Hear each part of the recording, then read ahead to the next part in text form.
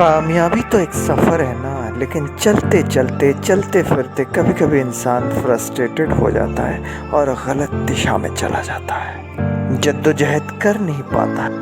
लेकिन अगर सही मोटिवेशन मिले तो इंसान कामयाब हो जाता है। ये इंस्पायरिंग स्टोरी है हर्ष रसीन जी की। हर्ष रसीन आज एक जाने माने एसोसिएट डायरेक्टर और डायरेक्टर हैं।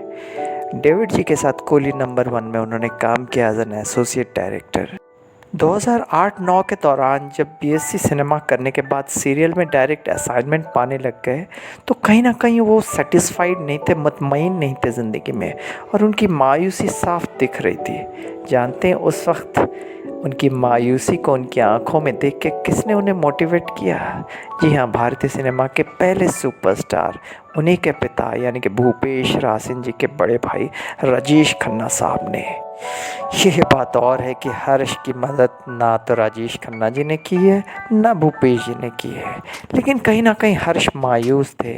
उन दिनों में आशीर्वाद में जब रहते थे तो एक दफ़ा राजेश खन्ना जी ने उनकी आंखें पढ़ ली और कहा कि बेटा क्या चल रहा है, कहीं ना कहीं तुम मुतमईन नहीं हो ज़िंदगी में, क्या करना चाहते हो? हर्ष जी एक तरह से मुंबई छोड़ के दिल्ली जाना चाहते थे। कहीं ना कहीं वो फ्रस्ट्रेटेड थे, थोड़े बहुत मायूस थे और मुतमईन नहीं थे अपने प्रोफेशन में। पेशेवर जीवन में ऐसे दिन तो आते ही हैं, तो काका जी से बेहतर और कौन जान सकता है। तो काका जी ने तुरंत कहा, कभी तुमने ट्रेन में सफ़र किया है? तो इन्होंने कहा जी बिल्कुल। ट्रेन कभी कभी झकड़ झकड़ झकड़ झकड़ ऐसे अल्फाज में उन्होंने बोला कि ट्रेन एक टनल के अंदर प्रवेश करती है, पूरा अंधेरा कायम रहता है, लेकिन ट्रेन के जहन में एक बात होती है कि एक ना एक दिन मैं मंजिल पा जाऊँ। लेकिन इस वक्त किसी भी सूरत हाल में हमें इस अंधेरे को क्रॉस करना होगा और उसके बाद तो उजाला आएगा ही। और उसके बाद देखो, जैसे ही टनल विज़न ख़त्म होता है उसके बाद एक छोटी सी दियासलाई सी रोशनी नज़र आती है। ऐसे ही राजेश खन्ना साहब ने उन्हें समझाया, और वो रोशनी है कामयाबी की रोशनी। लेकिन अगर ट्रेन पटरी छोड़ देता तो क्या होता?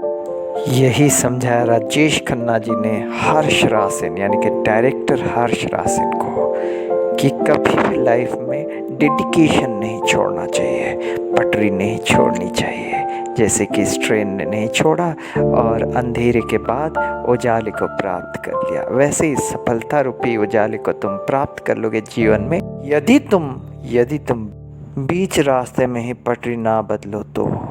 यानी कि बीच रास्ते में ज़िंदगी में कभी भी किसी भी प्रोफेशन में तुम्हें हिम्मत नहीं हारनी चाहिए। यदि तुमने हिम्मत नहीं हारी, हताश नहीं हुए और चलते रहे तो एक ना एक दिन कामयाबी उस फील्ड में तुम्हारी कदमों को चूमेगी।